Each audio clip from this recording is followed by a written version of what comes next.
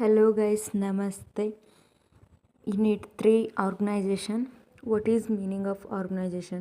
Organization is a structural relationship by which an enterprise is bound together and the framework in which individual efforts is coordinated. ಸಂಸ್ಥೆಯು ಒಂದು ರಚನಾತ್ಮಕ ಸಂಬಂಧವಾಗಿದೆ. ಉದ್ಯಮವು ಇದರ ಮೂಲಕ ತನ್ನ ಗುರಿಗಳನ್ನು ಸಾಧಿಸುತ್ತದೆ.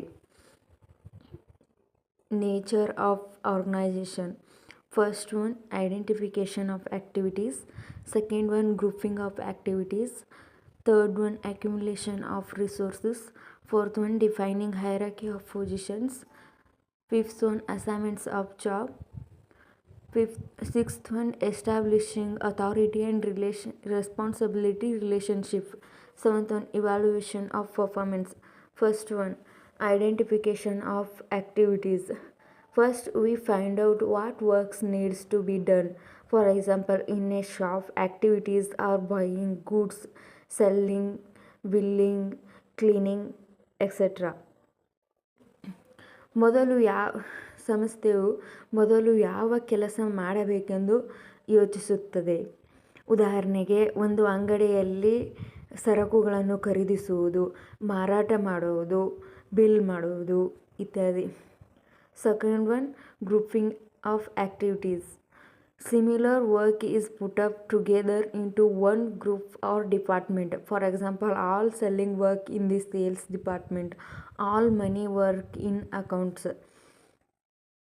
ಇದೇ ರೀತಿಯ ಕೆಲಸವನ್ನು ಚಟುವಟಿಕೆ ಗುಂಪುಗಾರಿಕೆ ಇದೇ ರೀತಿಯ ಕೆಲಸವನ್ನು ಒಂದು ಗುಂಪು ಅಥವಾ ವಿಭಾಗದಲ್ಲಿ ಒಟ್ಟುಗೂಡಿಸಲಾಗುತ್ತದೆ. ಉದಾಹರಣೆಗೆ, ಎಲ್ಲ ಮಾರಾಟದ ಕೆಲಸಗಳು ಮಾರಾಟ ವಿಭಾಗದಲ್ಲಿವೆ. Third one, accumulation of resources. Collect needed things like people, money, machines and materials. For example, hiring workers and buying for the shop. ಜನರು, ಹಣ, ಯಂತ್ರಗಳು ಮತ್ತು ಸಾಮಗ್ರಿಗಳಂತಹ ಅಗತ್ಯವಿರುವ ವಸ್ತುಗಳನ್ನು ಸಂಗ್ರಹಿಸುವುದು. ಉದಾಹರಣೆಗೆ, ಕೆಲಸಗಾರರನ್ನು ನೇಮಿಸಿಕೊಳ್ಳುವುದು. Fourth one, defining hierarchy of positions. Decide who is boss and who workers under whom. For example, manager, supervisor, workers.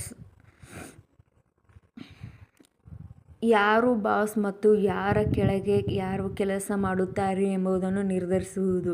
ಉದಾಹರಣೆಗೆ, ವ್ಯವಸ್ಥಾಪಕ, ಮೇಲ್ವಿಚಾರಕ, ಕೆಲಸಗಾರರು. Fifth one, assignments of jobs. Give specific work to each person. For example, one worker handles billing, another arranges products. ಉದ್ಯೋಗಗಳ ನಿಯೋಜನೆ. ಪ್ರತಿಯೊಬ್ಬ ವ್ಯಕ್ತಿಗೂ ನಿರ್ದಿಷ್ಟ ಕೆಲಸವನ್ನು ನೀಡುವುದು. ಉದಾಹರಣೆಗೆ, ಒಬ್ಬ ಕೆಲಸಗಾರನಿಗೆ ಬಿಲ್ಲಿಂಗ್ ನಿರ್ವಹಿಸುವುದು, ಇನ್ನೊಬ್ಬನಿಗೆ ಉತ್ಪನ್ನಗಳನ್ನು ಜೋಡಿಸುವುದು. Sixth one, establishing authority and responsibility relationship. Give a power to do the job and responsibility to complete it. For example, a supervisor can guide workers and is responsible for their work. ಅಧಿಕಾರ ಮತ್ತು ಜವಾಬ್ದಾರಿಗಳ ಸಂಬಂಧವನ್ನು ಸ್ಥಾಪಿಸುವುದು. ಕೆಲಸ ಮಾಡಲು ಅಧಿಕಾರ ನೀಡುವುದು ಮತ್ತು ಅದನ್ನು ಪೂರ್ಣಗೊಳಿಸಲು ಜವಾಬ್ದಾರಿಯನ್ನು ನೀಡುವುದು. ಉದಾಹರಣೆಗೆ, ಒಬ್ಬ ಮೇಲ್ವಿಚಾರಕನು ಕೆಲಸಗಾರನಿಗೆ ಮಾರ್ಗದರ್ಶನ ನೀಡಬಹುದು ಮತ್ತು ಅವರ ಕೆಲಸಕ್ಕೆ ಜವಾಬ್ದಾರನಾಗಿರುತ್ತಾನೆ. Seventh one, evaluation of performance. Check whether the work is done properly or not. For example, manager checks daily sales and worker performance. ಕೆಲಸ ಸರಿಯಾಗಿ ಆಗಿದೆ ಅಥವಾ ಇಲ್ಲವೇ ಎಂಬುದನ್ನು ಪರಿಶೀಲಿಸುವುದು.